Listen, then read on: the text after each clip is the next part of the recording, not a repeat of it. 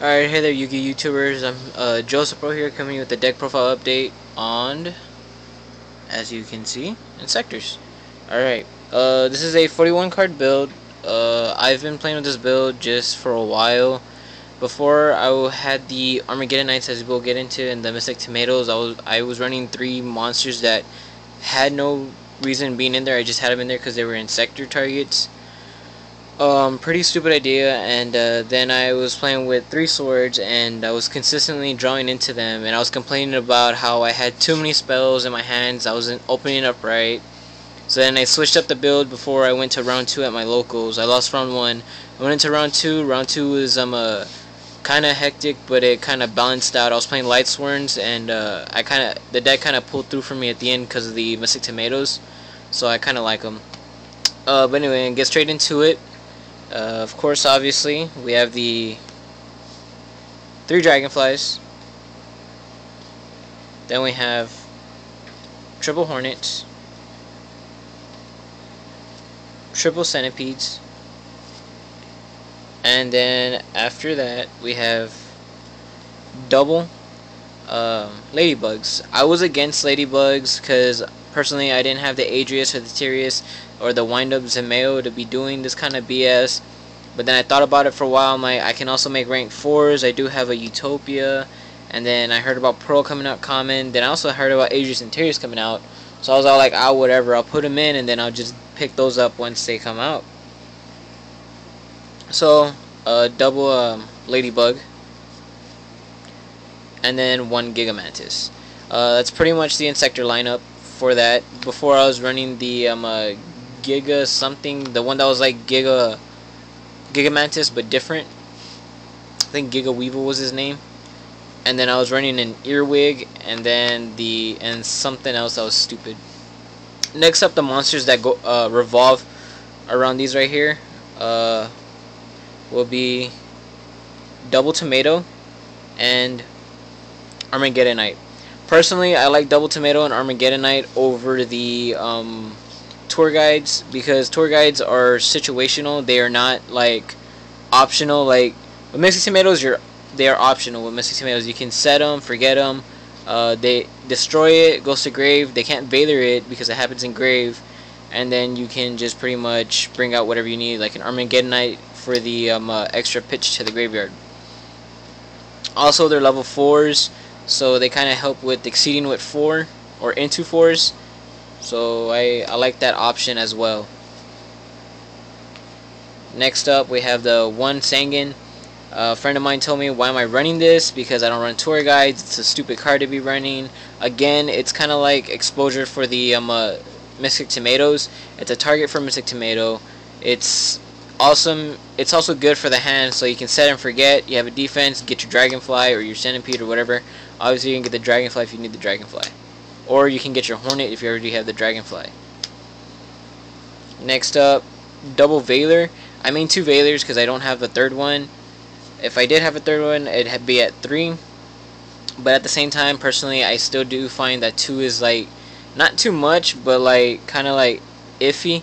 Sometimes I draw into them, and then it turns out I'm playing heroes, and then you're like, shit, I don't need Valors.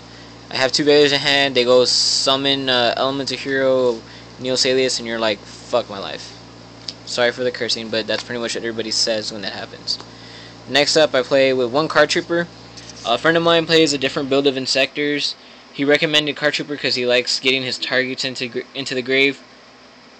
So I guess it kind of helps with getting that for that OTK play where you can have a Dragonfly and a Centipede and a Gigamantis and no sword, but you'll have a Dragonfly target in grave, so you don't have to worry about that.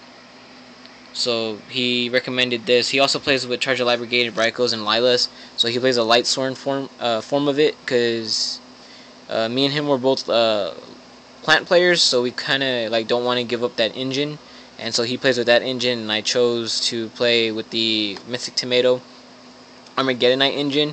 And then another friend of ours picked up her tour guide, got her tour guides, and she plays with a tour guide engine, as that just helps it thin the deck out. Of course, obviously mine is a lot more slower than theirs, but in the long run, I'm able to make plays that they can't. So yeah, but at the same time, it's vice versa. They can make plays that I can't. Next, I mean one Zephyros. A friend of mine told me Zephyros is good. Because the Zephyros, he said something about setting up for plays and bouncing back your cards. You don't have to worry about stuff like that. And I was like, okay, whatever. So I just put the Zephyros in. Also, it's a nice little 16 hitter. You know, so it's like summon Zephyros, run over, or if you're top decking a monster for a game, you have another monster target. So basically, he's a 41 card. If I don't like the way 41 feels, I just take him out. Next up, we have the Gores. I don't know if you probably already noticed, but I have a lot of low rarity cards in here. I don't like using high rarities because I don't like the way it shuffles. So anyway, continuing on. One Gores, one Dark Arm, and one BLS. For the Dark Arm, I do have a common. I lent it out and I forgot to pick it up, but he could probably have it. I don't care, I'll find another one. And then one BLS, I wish this thing was a lower rarity. Next up, 3 MSTs, because apparently there's a lot of Sidon hate for Inzectors, so I have learned. But it really doesn't matter. So I main 3 MSTs. Obviously, Heavy Storm. One Book of Moon. One Dark Hole. One Monster Reborn. One Foolish Burial. One Allure. One Pot. And then Double Sword. Next up, we'll be going into the trap cards. Double Warning. And Solemn Judgment, obviously, Solemn Brigade. Torrential Tribute. Call of the Haunted at 1. And my tech for this deck would be Trap Stun. I tech in one Trap Stun because it baits out MSTs if you're gonna bluff. It's a good bluff if they don't do anything, but if it also sits there and baits out MSTs. Next turn you have a sword in hand. You draw into if I'm not mistaken, a Dragonfly. Sorry. You go okay, draw. They go alright. They go MST or whatever, thinking that it's a Call of Haunted. You can go chain, Trap Stun, and then after that you just go for your OTK. Next up, we're gonna go into the side deck. I only have 10 cards. I'm 5 cards missing. I'm pretty sure I know what 5 they are, but I'm still debating. But anyway, we'll go ahead and get started with that. Double Thunder King Rao for the 6 Sams because apparently they're making a big hit. So for you 6 Sam players, I cite in 2 Thunder King Raos because, well, personally, I like just sitting with the Thunder King Rao on the field and they can't do anything about it. So yeah.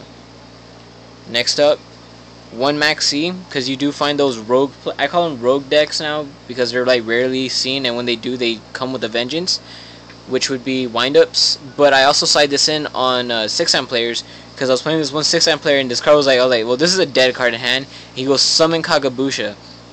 I've played 6-am so many times, I know what's coming next, so I just go Max C, and he just looks at me for a long period of time. He goes Asceticism, I draw a card. Special Summon Grandmaster, draw a card. He goes Synchro for 5, I go Warning. So in a way it works if they think you're trying to bluff them and that you're like, oh, I got this, I'll be safe. But it works because like it's just stupid. It's a stupid side in and I like it. Next up would be 3D Fissures. I was playing a Fabled player. He whooped me because I was getting ugly hands, but game 2 when I started these on him, he had nothing against me. I went first, I dropped this, I set my Solemn Judgment, he goes heavy, I solemned, he had nothing else, and he just scooped. For mirror matches, I cite in this right here. It is called the Autonomous Action Unit, right? Yep, Autonomous Action Unit. You pay 1500, select one monster in your opponent's graveyard and special summon on your side of the field. When this card is removed from the field, you can destroy it and remove from the field, then the equipped monster is destroyed. So you can take their BLS that they summon successfully, or their Stardust Dragon they summon successfully, and you got rid of it. So yeah, it's a handy card. It's a Monster Reborn on crack, but you have to pay 1500. So yeah, that's why I say it's a Monster Reborn on crack. Then next, for my trap side-ins, I have Royal Decrees for those heavy side-in trappers like Shadow Imprisoning Mirrors, and then that stupid Shadow whatever card. When a light or dark monster summon, pay 2000 life points to negate the summon. It's stupid, and I hate it. Anyway, continuing on. Next we have my extra deck. 3 Leviathan Dragons, obviously. 1 Giga Brilliant. Double Acid Golem. Me personally, I'm considering putting this thing at 3, but at the moment I don't have room because I have a couple cards that are coming in to finish off my extra. But 3, I'm considering it because there's those skill drain players out there, so that way once they go skill drain, you side in your other cards that allow you to special summon from the grave, and then you just pretty much sit there with triple acid golem on the field and just hit them one by one and just keep going, cause and then when they finally decide to get rid of their skill drains, you have 3 acid golems on the field, or you are able to pop because you play with Inzectors, and you're just pretty much just derping with 3,000 beat stick with 3,000 beat sticks that you can just keep hitting them with. Next, I play one number 39 Utopia, one Tyrius, right? Yep, Tyrius, Keeper of the Genesis. And then I play with double Adrius, Keeper of Armageddon. I'm gonna put in another Tyrius of Genesis because when I was playing against this the 6-time player in game 1, I opened up with pretty much this right here. Summon Dragonfly, equip that Ladybug, send a Grave, increase by 2, then I went into Centipede and went to Grave, increased by 2, then I added to my hand another Dragonfly. I exceeded and I went Tyrius. He had nothing against it, so I just went over it. I went over his monster, I popped his dojo, and then he goes, okay. I go, your turn. I detached, he Dark Holes, doesn't affect me. He tries to summon a monster, I Tori, and he's just sitting there. Finally, he gets rid of it, and then I just go into Adrius, pop his monster, and just hit him. And I'm just sitting there hitting him over and over. So yeah, considering it. Next, double Gem Knight Pearl. And my tech for my Exceeds, Shining Elf. My tech for Exceeds is the reason being because he's a nice little 1600 level 2. And you get those situations where you want to go for OTK, but you can't because all your resources are gone and all you have in your deck are 2 Ladybugs. It happened to my friend. And I saw this card and I was just thinking about it for like at least 5 minutes before I made the trade. I made the trade because the guy wanted the game pack, aside for the Sky Dragon. I asked him for this card. He said 1 for 1. I said fine, so I got this, and it was whatever. I just have it in there because I have the room for it. But that's pretty much my Inzector deck. Comment, rate, subscribe. I don't really do online trades, so none of the stuff I showed you is for trade or for sale. But anyway, thanks for watching, and I hope you enjoy the rest of your day.